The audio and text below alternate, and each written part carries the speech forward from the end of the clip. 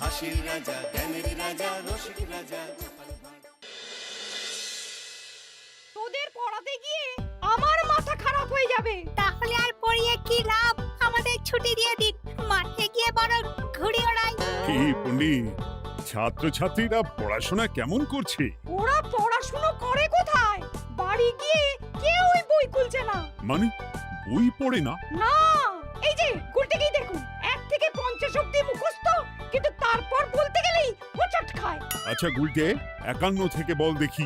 51, 52, 53, 54, 55, 56, 57, 58, 59, 60, 61।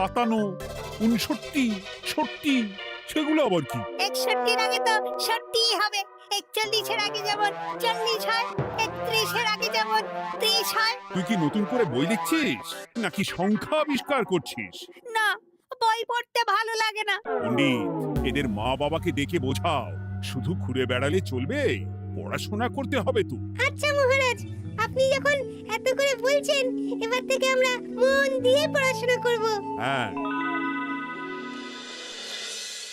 আর বলিস না, তোদের গিন্নিমা আজকে চুনো মাছের চচ্চড়িটা যা বানিয়েছিল না, আহ, পুরো মাখন। গিন্নিমাতে এতদিন জানতাম সরষের তেল দিয়ে রান্না করতো, এখন কি মাখন দিয়ে রান্না করছেন নাকি? আরে দূর, মাখন দিয়ে রান্না করবে কেন? যাই হোক, বাদ দে। উফ, বিকেল বেলা আমাদের বাড়িতে চলে আসিস, তেলে ভাজা দিয়ে মুড়ি খাবো। আর সাথে একটু পেঁয়াজ কুচি আর শসা থাকলে একেবারে জমে যাবে। এ কি মন্ত্রী, তুমি এখানে দাঁড়িয়ে দাঁড়িয়ে গল্প করছো, কোনো কাজ নেই? রাজসভা তো একটু পরে শুরু হবে, তাই একটু ফাঁকা সময়ে। বুঝেছি। বেশি বকবক না করে রাজসভায় এসো, আজকে একটা গুরুত্বপূর্ণ আলোচনা আছে। ঠিক আছে, আমি আসছি। তাহলে বিকেলে চলে আসিস। হ্যাঁ হ্যাঁ মন্ত্রীমশাই, একদম চিন্তা করবেন না।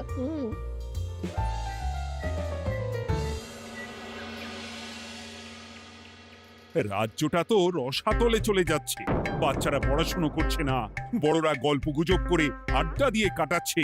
কি করা যায় কিছুই তো বোঝা যাচ্ছে না। কে গল্প গুজব করে আড্ডা দিচ্ছে মহারাজ? কে আবার? আমাদের মন্ত্রী। আমি নিজের চোখে একটু আগেই দেখলাম, বটা ঘটার সাথে সকাল সকাল গল্প জুড়েছে। তাহলে এটা বোঝা যাচ্ছে যে মন্ত্রী মশাইয়ের তেমন কাজ নেই, আর কাজ যখন নেই তখন মন্ত্রী মশাইকে রাজসভায় রাখারও দরকার নেই। হ্যাঁ মহারাজ, গোপাল এটা ঠিক কথা বলেছে। মন্ত্রী মশাই তো কাজের মধ্যে দুটো জিনিসই করেন, অকাজ আর কুকাজ। একদম বাজে কথা বলবে না। গোপালের কথা শুনে এখন আমার নিন্দা শুরু করেছো, তাই না? এই থামো থামো থামো থামো, আমাদের রাজ্যের উন্নতির জন্য একটা সমাধান করা দরকার। এই সময় নষ্ট করা বন্ধ করতে হবে। তাহলে মহারাজ, সবাইকে ফাঁকা সময়ে বই পড়তে হবে, পড়াশোনার মধ্যে থাকতে হবে, কারণ জানার কোনো শেষ নেই। তাহলে কি করা যায় বলো তো গোপাল? আমাদের রাজবাড়ির যে গ্রন্থাগার আছে সেটা তো বহু বছর ধরেই বন্ধ, ওটা খোলার ব্যবস্থা করুন মহারাজ। হ্যাঁ মন্ত্রী, তুমি নিজ দায়িত্বে গ্রন্থাগার খোলার ব্যবস্থা করো। অনেক দিন ধরে ধুলো ময়লা জমে আছে, সব পরিষ্কার করবে, আর পরিষ্কার হয়ে গেলে তোমরা সবাই গ্রন্থাগার থেকে বই নিয়ে পড়বে। বেশ। মন্ত্রী মশাই ভালো ভাষার ফেঁসেছেন। হ্যাঁ, জীবনটা তো শুয়ে বসে গুলতানি দিয়ে কাটিয়ে দিচ্ছেন, না হয় একটু কাজ করবেন আর কি। আর হবে না গল্প গুজব, হবে না ঠাট্টা হাসি। গ্রন্থাগার সাফ করতে গিয়ে মন্ত্রীর হবে হাঁচি কাশি। কথাটা বেশ ভালো বলেছে বিজ্ঞানী। ওনার দুটো কাজ, অকাজ আর কুকাজ। সে তো তুমি প্রসঙ্গ আনলে তাই। বেটারা আমাকে নিয়ে রসিকতা করছে। এই গোপালের বড্ড বার বেড়েছে, এমন চাল চালবো যে কেঁদে কুল পাবে না।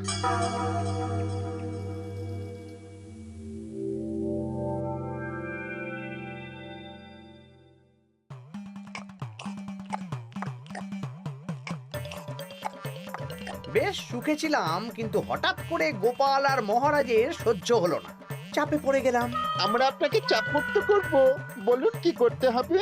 আমি সব ভাবনা চিন্তা করে ফেলেছি, এখন তোদের আমার কথা মতন কাজ করতে হবে। আসতে পারি মন্ত্রী মশাই? হ্যাঁ, এসো এসো। ইনি তো চিত্রশিল্পী, এনাকে দিয়ে কি হবে? ইনিই তো আসল কাজ করবেন। শোনো, তা গোপালকে ভালো করে দেখে নিয়েছো তো? বিলক্ষণ। একটা পাতায় গোপালের ছবি আঁকতে হবে, ওপরে লেখা থাকবে কৃষ্ণনগরের ভবিষ্যৎ। কি গোপাল তো আপনার শত্রু, গোপালকে নিয়ে বই লিখছেন কেন?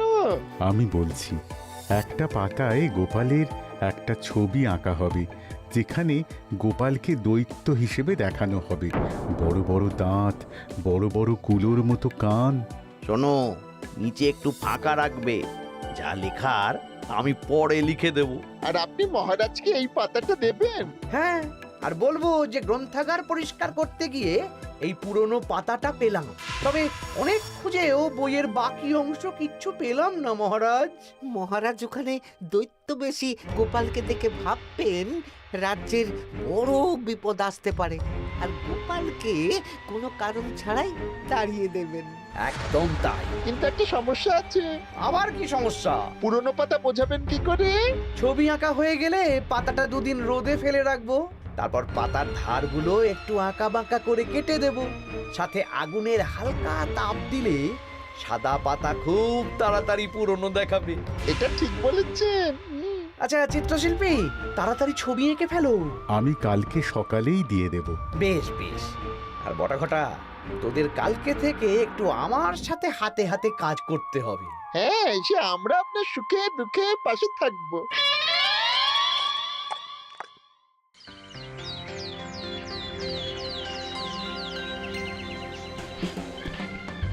ওপরের তাকগুলো পরিষ্কার কর, ওপরের বইগুলো বড্ড ময়লা। কি মন্ত্রী, কাজ হচ্ছে? কাজ করছেন না, বরং কাজ করাচ্ছেন। কাজ হওয়া নিয়ে দরকার, যে আমি করি বা অন্য লোক, তাতে কি যায় আসে? যায় আসে মন্ত্রী মশাই।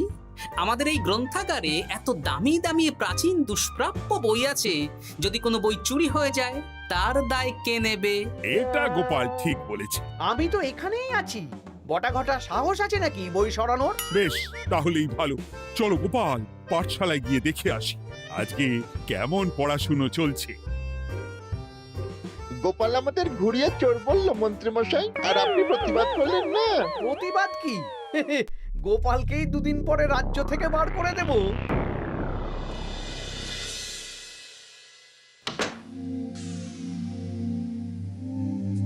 মন্ত্রীমশাই, ছবি আঁকা হয়ে গেছে। কই দেখি দেখি দেখি। সাব্বাস, এই তো চাই। এই ছবি দেখে মহারাজ চমকে যাবে। এবার পাতা পুরনো করার কাজটা করে ফেললেই কেল্লা ফতে।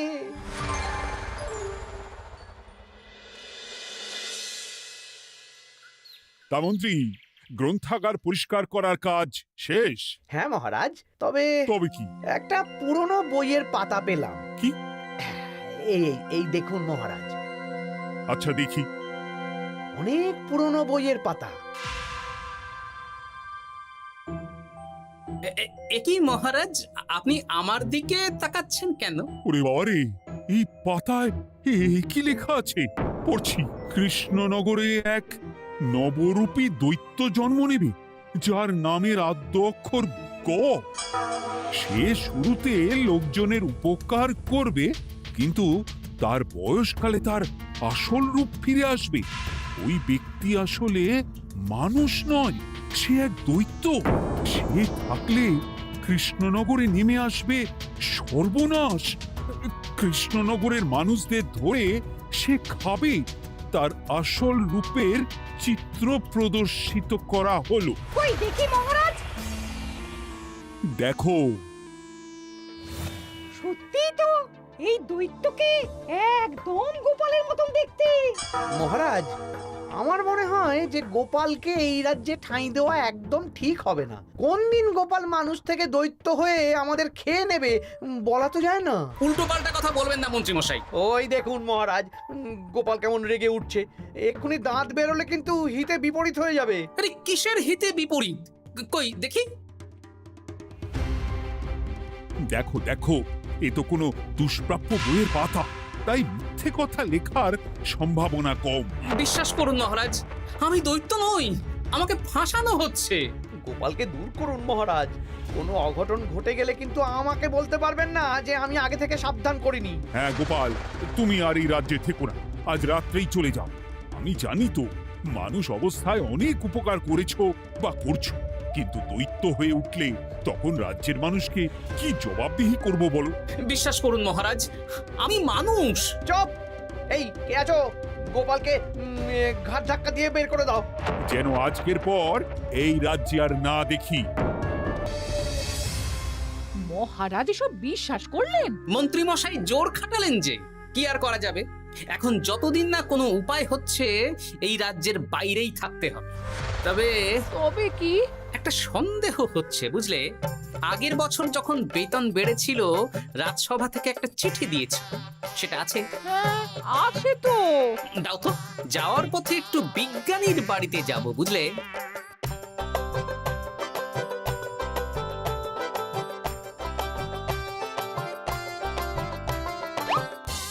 এবার চলো। আমিও বুঝতে পারছি গোপাল, এটা গভীর ষড়যন্ত্র। শোনো, তুমি একটা কাজ করো। ওই পাতার লেখাটা দেখে আমার মনে হলো হাতের লেখাটা খুব চেনা চেনা। তুমি একবার এই চিঠিটার সাথে মিলিয়ে দেখো তো। মন্ত্রী মশাইয়ের হাতে লেখা চিঠি। বেশ, আমি তাহলে কায়দা করে পাতাটা নিয়ে এসে পরীক্ষা করব। তা কোথায় থাকবে এখন? কদিন ওই শ্বশুর বাড়ি, আর আমি তোমার সাথে দেখা করার জন্য রোজ রাতে আসবো। বেশ।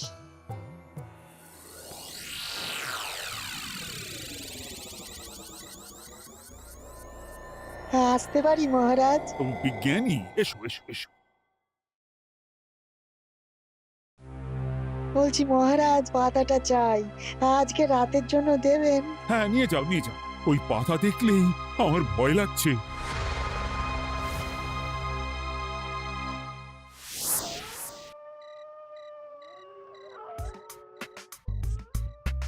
এ তো হাতের লেখা হুবহু এক, একদম মিলে যাচ্ছে। তার মানে এই হাতের লেখা মন্ত্রী মশাইয়ের, আর এই বই রোদে ফেলে রেখে হলুদ করা হয়েছে। আসতে পারি বিজ্ঞানী? এ কি, এ কে তুমি?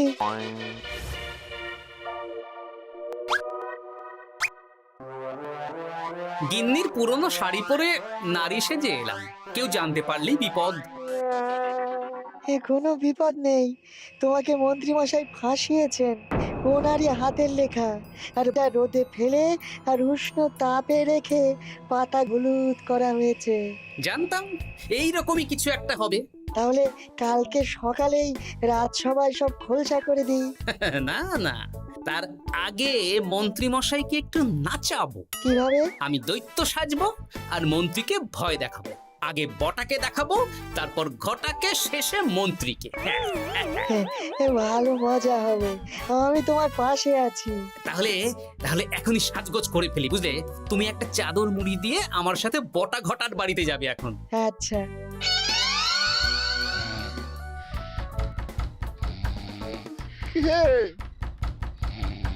ঘরটা দেখ না।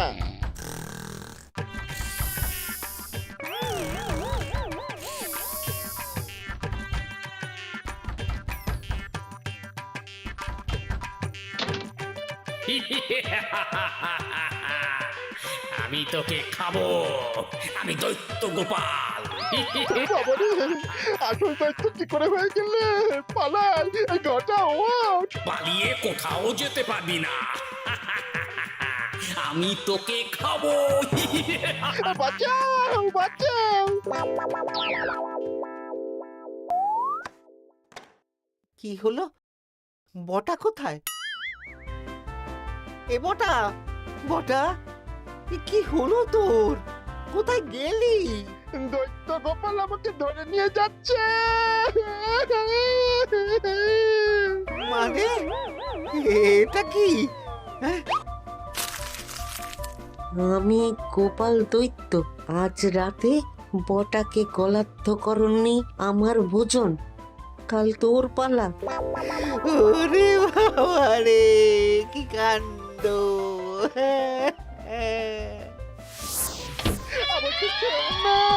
চুপ, আমি মানুষ। এবার বল আমাকে ফাঁসানো হচ্ছিল কেন বল। আমি কিছু জানি না, সব মন্ত্রী মশাইয়ের চক্রান্ত। আমাকে ছেড়ে দাও। এখন না, পরে ছাড়বো। শোনো বিজ্ঞানী, এখন এর মুখ হাত পা ভালো করে বেঁধে ফেলো দেখি। আমি এক্ষুনি বাঁচছি। আর ভোরবেলা একটা কাজ করতে হবে, আমার কয়েকটা নাতি নাতনিকে তোমার বাড়িতে নিয়ে আসবো, আর তারপর আচ্ছা, আমি এখন চললাম, দরজাটা ভালো করে বন্ধ রেখো।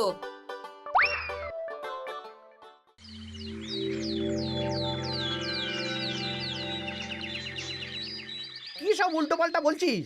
সত্যি কালকে গোপালের দৈত্য এসেছিল। আরে গোপাল তো রাজ্য ছেড়ে চলে গেছে, আমি কড়া পাহারা বসিয়েছি। গোপাল এই রাজ্যে আর ঢুকতেই পারবে না। কিন্তু ওর দৈত্য এসেছিল। আরে দূর, তুই স্বপ্ন দেখেছিস। সকাল সকাল মাথা খারাপ করাস না ঘটা, কাজ আছে। সত্যি বলছি। চুপ!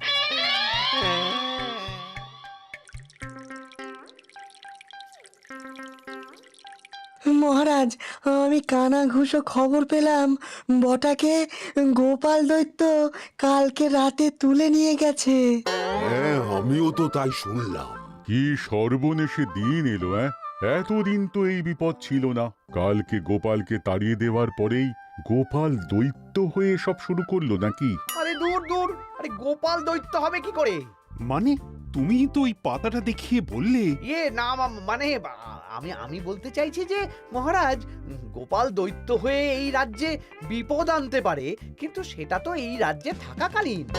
এখন তো রাজ্যেই নেই, তাহলে আমি তো এর মাথা মুন্ডু কিছুই বুঝতে পারছি না।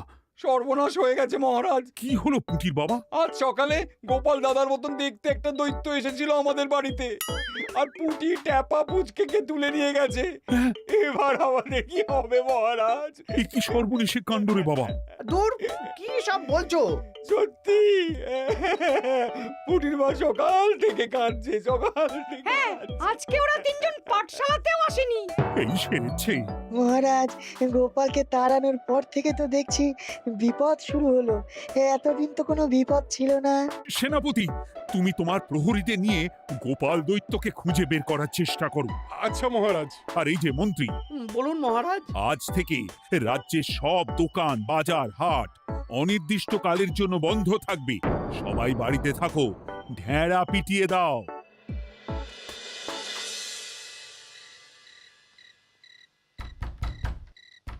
কে? আমি দরজা খুলবো না। এই দরজা খোলো, আমি বিজ্ঞানী।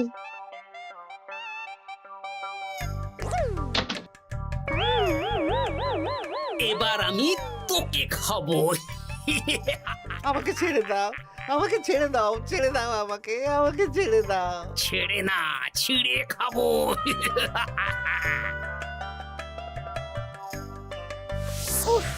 এই তো দাদু চলে এসেছো। এরকম শুয়ে বসে থাকতে ভারী মজা। এ কি বটা, তোর কিছু হয়নি? না না, কাল একটু ভয় পেয়েছিলাম। না, কিছু হবেও না। এই মন্ত্রীর সব চক্রান্ত ধরা পড়ে গেছে। আমি চাইলেই মহারাজের কাছে মন্ত্রীর নিজের হাতের লেখা বইয়ের ব্যাপারে বলতে পারতাম, কিন্তু আমি চাই মন্ত্রী মশাই নিজের মুখে নিজের দোষ স্বীকার করুক। আর সেটা করানোর দায়িত্ব তোর হাতে। আমি কি করব? কাল সকালে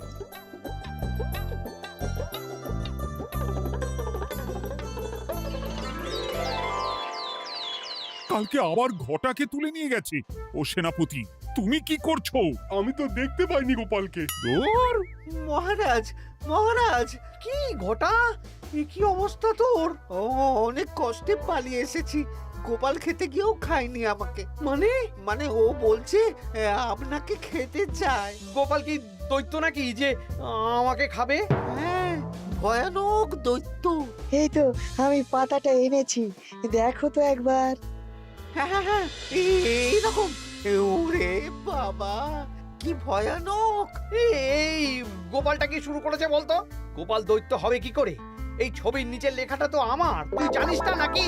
ইয়ে না মানে কিছু না কিছু না তোমার লেখা মানে? না না আমার লেখা না, মানে আমি খুঁজে পেয়েছি আর কি। আপনি সত্যি না বললে আমার কাছে কিছু প্রমাণও আছে মন্ত্রী মশাই, যে এই পাতার লেখাটা আপনার। হ্যাঁ, এটা মন্ত্রী মশাইয়ের লেখা, আমি সব জানি। এই তোকে বলতে বলেছি। না না না না না, এবার আমি বলবই। আগে আমার প্রাণ, তারপর আপনার মান। মন্ত্রী মশাই এই পাতাটা নিজে লিখেছেন, আর গোপালের ওই ভয়ানক ছবি একজনকে দিয়ে আঁকিয়েছেন। রোদে রেখে ও আগুনে উষ্ণ তাপে পাতাটা হলুদ করেছেন, আর ধারগুলো আঁকা বাঁকা করে কেটেছেন যাতে দেখে পুরনো মনে হয়। সব বাজে কথা। কোনো বাজে কথা না। এই দেখুন মহারাজ, মন্ত্রীর হাতের লেখা একটা চিঠি আর বইয়ের লেখা একদম এক।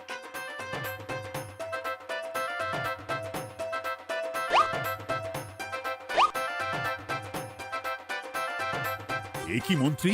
ইয়ে না মানে কিন্তু গোপাল যদি সত্যিই দৈত্য না হয়, তাহলে বাচ্চাগুলোকে আর বটাকে কে ধরে নিয়ে গেল? আমিই ধরে নিয়ে গিয়েছিলাম। অনেক সময় সোজা আঙুলে ঘি না উঠলে আঙুল বাঁকাতে হয়, তাই এই ছোট্ট নাটক। সবাই সুস্থই আছে। এবার মন্ত্রীকে আমি মেরে অসুস্থ করে দেব। সুস্থ মানুষকে দৈত্য বানিয়ে দিলে, হ্যাঁ? হাসির রাজা জ্ঞানের রাজা রসিক রাজা